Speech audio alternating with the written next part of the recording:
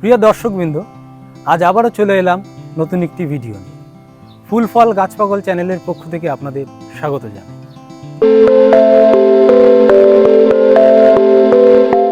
Thumbnail দেখে আপনারা বুঝেই গেছেন আজ আলোচনা করতে চলেছি বেলি বা বেল ফুল নিয়ে। এই বেলি বা বেল ফুল গ্রীষ্ম ও বর্ষার জনপ্রিয় সুগন্ধি একটি সুপরিচিত ফুল। এই ফুলের আরেক নাম মল্লিকা। এর ইংরেজি নাম হলো অ্যারাবিয়ান জাসমিন। আমার মনে হয় এমন কোনো ছাদ বাগানই নেই যাদের ছাদে দুই একটি বেলি ফুল গাছ নেই।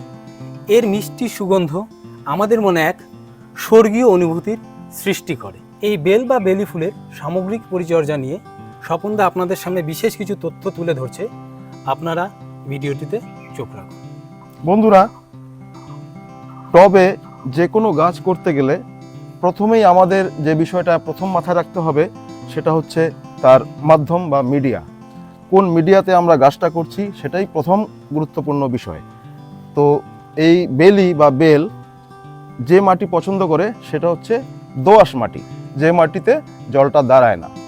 আমরা এই মাটি সংক্রান্ত একটি ভিডিও আমাদের চ্যানেলের পূর্ববর্তী একটা অংশে আমরা আপলোড করেছি।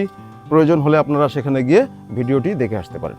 তো বন্ধুরা, পরবর্তী প্রধান বিষয় হচ্ছে একটি বিষয় যেটা আমাদেরকে একটু জানা থাকা দরকার, যে প্রত্যেকটি পার্মানেন্ট গাছ, বিশেষ করে বহুবর্ষজীবী গাছ যেগুলিকে আমরা বলি, তাদের কিন্তু একটা সুপ্ত দশা বা ডরমেন্সি পিরিয়ড বলে একটা জিনিস রয়েছে। অর্থাৎ সেই দশায় গাছের বৃদ্ধি হয় না, ওরা ঘুমন্ত অবস্থায় থাকে, ফুল ফল দেয় না। সেরকমভাবেই বেলি ফুলেরও ডরমেন্সি পিরিয়ড রয়েছে, সেটা হচ্ছে শীতকাল। শীতকালে আপনার এই গাছটা ঘুমন্ত দশায় থাকে, তখন তার বার বৃদ্ধিটা একদমই থাকে না। সেই সময়ের কিছু পরিচর্যার কোনো প্রয়োজন নেই। আমাদের পরিচর্যা শুরু করতে হবে আপনার শীতের শেষে, গরমের শুরুতে। এই গরমের শুরুতে অর্থাৎ ফেব্রুয়ারির মাঝামাঝি থেকে মার্চের মাঝামাঝির মধ্যে আমাদেরকে কিছু কাজ সেরে রাখতে হবে এই বেলি ফুলকে নিয়ে। সেই কাজগুলি নিয়েই আমি দু চার কথা বলছি। তো প্রথমে কি করতে হবে, তো এই বেলি গাছগুলি যদি একটু বেশি বড় হয়ে গিয়ে থাকে, মনে করুন 3 ফুটের মতো হাইট হয়ে গেল, সেক্ষেত্রে আমাদের এই শীতের শেষে অর্থাৎ যে সময়টা বললাম মার্চের 15 তারিখের মধ্যে, ফেব্রুয়ারি 15 তারিখ থেকে এই গাছটিকে আপনার টব থেকে বের করে নিয়ে এর যে রুট বাউন্ড হয়ে গিয়ে থাকে রুটটাকে ছাড়িয়ে নিতে হবে। প্রায় অর্ধেক ফেলে দিয়ে আপনাকে নতুন করে সার মাটি দিয়ে আবার গাছটাকে প্রতিস্থাপন করে নিতে হবে। তারপর যেটা করতে হবে, গাছটা যদি অনেকটা লম্বা হয়ে গিয়ে থাকে, অন্তত পক্ষে 2/3 গাছের কেটে বাদ দিয়ে দিবেন। তাতে কি হবে, গাছ থেকে আবার নতুন নতুন শাখা প্রশাখা বের হবে এবং গাছটা সুন্দর ঝোপালো হয়ে উঠবে বর্ষার আগে বা গ্রীষ্মের আগে। আরেকটা জিনিস মাথায় রাখতে হবে, যখন আমরা আজকে ভিডিওটা করছি মে মাসের শেষের দিকে, কিন্তু আমরা সেই সময়ের কথা বলছি যখন গাছটা আপনার প্রতিস্থাপন করার পর 15-20 দিন পর থেকে দেখবেন সুন্দর সুন্দর ছোট ছোট কুশি বেরোচ্ছে গাছ থেকে। যখন দেখবেন গাছ থেকে সুন্দর সুন্দর ছোট ছোট নতুন নতুন কুশি বেরোচ্ছে, তখন এই কুশির আগাগুলি একদম কচি পাতা 3-4টে নিয়ে ছেড়ে দেবেন, অর্থাৎ পিঞ্চিং করে দেবেন। পিঞ্চিং করে দেবেন 2বার বা 3বার, মানে আবার তার থেকে ডাল বেরোবে, আবার একটু পিঞ্চিং করে দিলেন। এইভাবে করলে গাছটা খুব সুন্দর বুশি হবে। এবং এই কারণেই করব আমরা, একটা গাছে ফুলের সংখ্যা বৃদ্ধি পায় তখনই যখন গাছে আপনার ডাল শাখা প্রশাখা বেশি থাকবে। অর্থাৎ ডাল শাখা প্রশাখা বৃদ্ধির জন্যই আমাদেরকে এই পিঞ্চিংয়ের কাজটা করতে হবে। সেইভাবেই আপনার চলে আসবে প্রচণ্ড ডাল শাখা প্রশাখা ভরে যাবে গাছ, এবং গরমের শুরু থেকে আপনাকে ফুলে ভরিয়ে দেবে, আপনার মন ভরিয়ে দেবে এই বেলি। তো এখন আসছি এই বেল ফুলের বা বেলি ফুলের খাবার দাবারের ব্যাপারে। এর খুব বেশি খাবার দাবারের প্রয়োজন হয় না, তবে আমরা সাধারণত দেব কি, মাসে একবার বা 15 দিনে একবার দিলে ভালো হবে। ওর গোড়াটা একটু হালকা খুশিয়ে নিয়ে একটা মিশ্র জৈব সার আপনি গোড়ায় অ্যাপ্লাই করে দেবেন। এই মিশ্র জৈব সার সম্পর্কিত একটি ভিডিও আমাদের চ্যানেলে রয়েছে, আই বটনেও দেওয়া থাকবে এবং ডেসক্রিপশন বক্সেও আপনি পাবেন, সেটা গিয়ে দেখে আসতে পারবেন। এবং সেই সারটা যদি আপনি ব্যবহার করেন খুব ভালো হবে। না হলে আপনি নিজের ইচ্ছে মতো অল্প ভার্মি কম্পোস্ট, কিছু গোবর সারের সঙ্গে হাড়কুচি, শিংকুচি, সাধারণত আমরা অন্যান্য গাছের ক্ষেত্রে নর্মালি যে সারটা আমরা ইউজ করি সেটা 2-4 মুঠ করে আপনার টব অনুযায়ী, বড় টব হলে 2-4 মুঠ, ছোট টব হলে একটু কম, সেই অনুপাতে আন্দাজ মতো প্রয়োগ করবেন। পাশাপাশি আরেকটি বিশেষ জিনিস যে এই বেলি গাছ খোল পচা জল খুব ভালো পছন্দ করে।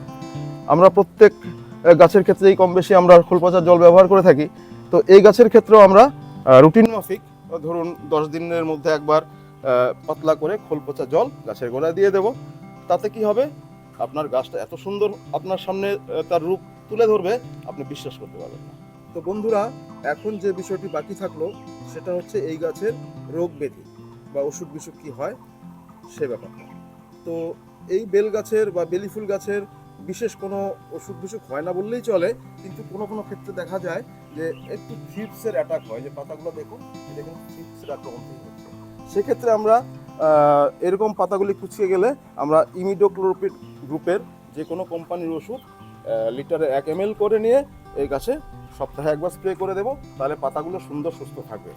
তো এই বেলি ফুলের গাছের অসুখ বিসুখের ব্যাপারে আর তেমন কিছু বলার নেই, কারণ এতে খুব একটা অসুখ বিসুখ ধরে না।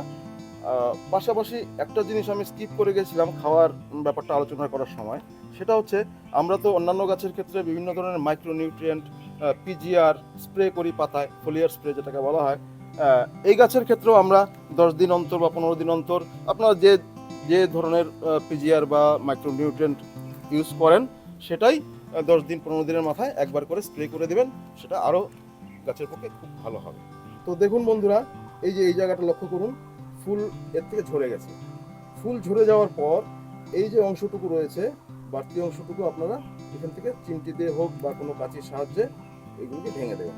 তাতে কি হবে, এই পাতার গোড়া থেকে আবার নতুন করে ডাল ছাড়বে এবং সেই ডাল থেকে আবার ফুল দেবে এই দীর্ঘদিন ধরে, অর্থাৎ গ্রীষ্মের শুরু থেকে একদম বর্ষার শেষ অবধি আপনাকে ফুল দিতে থাকবে। কিন্তু এই জিনিসগুলোকে আমাদেরকে ছোটো ছোটো জিনিসগুলিকে মাথায় রাখতে হবে এবং প্রয়োজনে কোনো কোনো ডাল যদি একটু বেশি বড় হয়ে থাকে সেটা পিঞ্চিংও করে দিতে পারেন হালকা। তো আর দু একটা সাধারণ ব্যাপার বলে নিচ্ছি, বলেই শেষ করছি। তো এই যে দেখুন, পুরনো ফুলগুলি আমরা ফেলে দেবো, তাতে কি হবে, গাছটাও দৃষ্টিনন্দন হবে, সুন্দর লাগবে দেখতে। পচা ফুল, শুকনো ফুল থাকলে দেখতেও তো খারাপ লাগে, সেজন্য আমরা এগুলি আস্তে আস্তে দেখে সামনে সামনে দেখে ফেলে দেব এবং যে কথাটা আগে বললাম ওই পুরনো বৃন্তগুলি কেটে ফেলে দেবো। তো বন্ধুরা, আমরা এতক্ষণ জানলাম এই বেলি ফুলের সামগ্রিক পরিচর্যা, কীভাবে একে পরিচর্যা করতে হয়। তো আজ এখানেই শেষ করছি। আগামী দিন অন্য কোনো ভিডিও নিয়ে আবার দেখা হবে।